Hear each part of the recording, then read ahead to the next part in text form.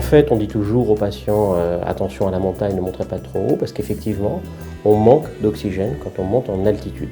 Au-dessus de 2500 mètres, par exemple, il y a moins de pression d'air, de gaz, et donc moins d'oxygène.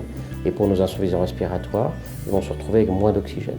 Pour vous donner un exemple très très clair, 2500 mètres, c'est l'altitude à laquelle est pressurisé un avion, par exemple. Pas tous, mais la grande majorité, quand on fait un long courrier. Et c'est comme si au lieu d'avoir 21% d'oxygène là, au niveau de la mer, on avait 15%. Et nous tous, on ne s'en rend pas compte, mais on descend quand même à un taux d'oxygène dans le sang relativement bas, avec des saturations, par exemple, au bout du doigt, autour de 89, 90. Donc il y a un vrai effet par manque d'oxygène, par manque de pression et de l'altitude, et ce qui est équivalent à un voyage en avion.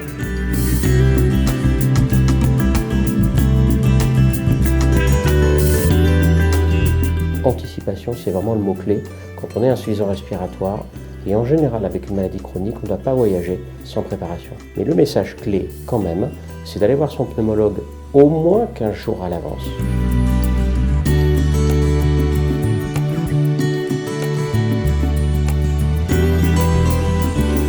Oui, il faut envisager un bilan clinique et paraclinique, notamment quand on voyage en avion ou qu'on va voyager en altitude, pour les raisons que j'ai dites précédemment, à savoir qu'on peut avoir un manque d'oxygène.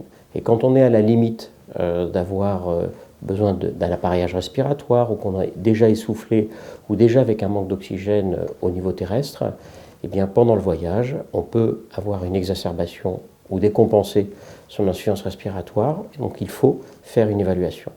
Et l'évaluation, elle est à la fois complexe et toute simple. On fait ce qu'on appelle un test en hypoxie, c'est-à-dire qu'on met la tête du malade ou juste le visage avec le niveau d'oxygène qu'il aurait dans un avion ou en altitude, et on regarde si l'essoufflement n'est pas trop important, si l'oxymétrie au bout du doigt avec le petit oxymètre ne descend pas trop bas, si le gaz du sang avec le taux d'oxygène ne descend pas trop bas. Et là, on peut dire clairement si on sera en zone complètement rassurante ou en zone dangereuse et il faudra faire quelque chose. Mais déjà, l'avis du pneumologue qui vous connaît bien sera important parce qu'il jugera peut-être au niveau que vous avez d'insuffisance respiratoire, il n'y a pas besoin de faire quoi que ce soit. Donc on va de ne rien faire et juste rassurer et préparer quelques ordonnances et un peu d'organisation de voyage, à quand même faire un test, ce qu'on appelle test en hypoxie, d'où l'importance d'anticiper cela.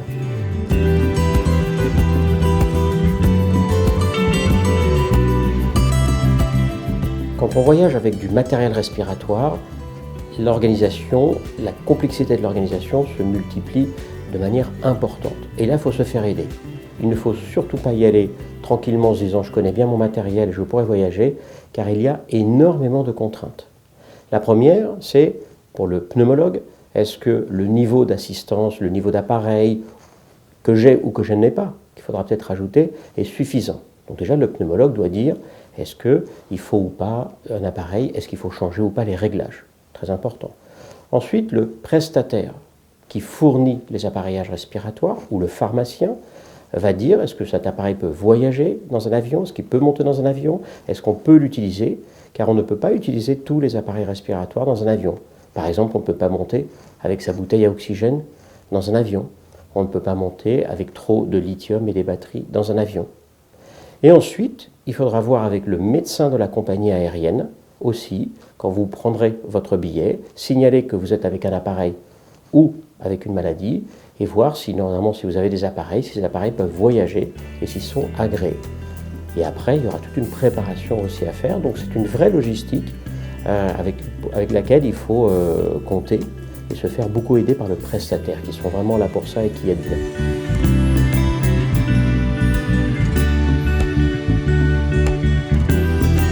La réponse est oui. Il y a deux niveaux de différence. Un, le suivi médical et la couverture médicale. Ça, c'est probablement le plus important. Et deuxièmement, le type d'avion qu'on va prendre. Si je commence par le premier point, dans l'espace Schengen, et notamment si on est dans un pays européen, on a une carte de sécurité sociale européenne, et donc tous les soins vont être pris en charge par notre assurance maladie. C'est extrêmement important, ce qui ne doit pas nous empêcher de faire emmener à nos malades un kit de secours avec des médicaments. Hors espace Schengen, le malade doit absolument savoir que ses frais médicaux ne seront pas pris en charge.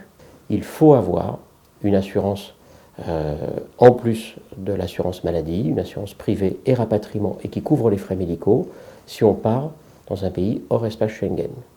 Deuxièmement, pour le problème du voyage en avion, on peut manquer d'oxygène dans une cabine en avion et plus l'avion sera long courrier, plus il va voler haut. Plus il va voler haut, moins il sera pressurisé parce que sinon l'avion est trop lourd. Et donc on manque d'oxygène. Dans les très longs courriers qui en plus peuvent voler maintenant jusqu'à 20 heures, le niveau d'oxygène dans cet avion sera moins important qu'un moyen ou court courrier comme on peut l'avoir en Europe. Donc pour ces deux raisons, oui, c'est pas pareil de voyager en Europe, où finalement ça va être assez simple, que de voyager à l'étranger.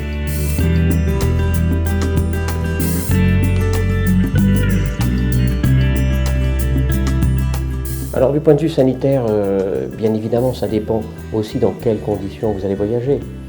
Si vous êtes bien organisé dans votre maladie, si vous avez un kit de secours, que vous avez préparé en partant d'ici, que vous avez une bonne assurance et que vous savez que vous n'aurez pas besoin d'hospitalisation parce que vous serez autonome, on peut se considérer dans la case d'un sujet non malade. Maintenant, si on doit avoir des hospitalisations fréquentes, si on sait qu'on a des exacerbations fréquentes, il faut faire bien évidemment attention au niveau de qualité des hôpitaux locaux. Ça c'est important. Donc le niveau de l'insuffisance respiratoire va être très important. Il y a un deuxième détail qui n'est pas les conditions sanitaires, c'est l'altitude du pays.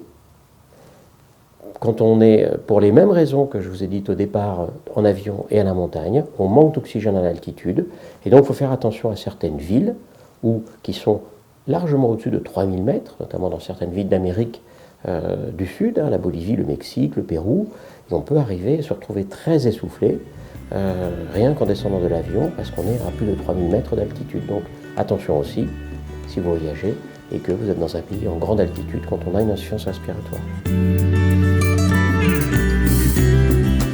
Et en fait, c'est une loi américaine qui dit que tout malade, même avec un handicap et même avec des appareils respiratoires, doit avoir le droit de voyager. Et que toute compagnie aérienne qui veut atterrir sur le sol américain doit respecter cette règle. Et comme toutes les compagnies aériennes du monde veulent pouvoir atterrir sur un sol américain, donc finalement, c'est une règle qui est devenue internationale. Tout malade, même avec des appareillages, doit pouvoir voyager. Et dans cette loi, il y a marqué noir sur blanc, avec oxygène, avec extracteur, avec aérosol, etc. etc. Comme le dit la réglementation américaine et la loi américaine, il ne faut pas se limiter.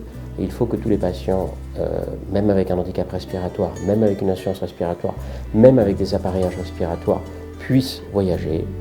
Tout est organisé pour, mais c'est très méconnu. C'est méconnu du point de vue risque. Donc des fois on y va en prenant des risques qui ne sont pas raisonnables.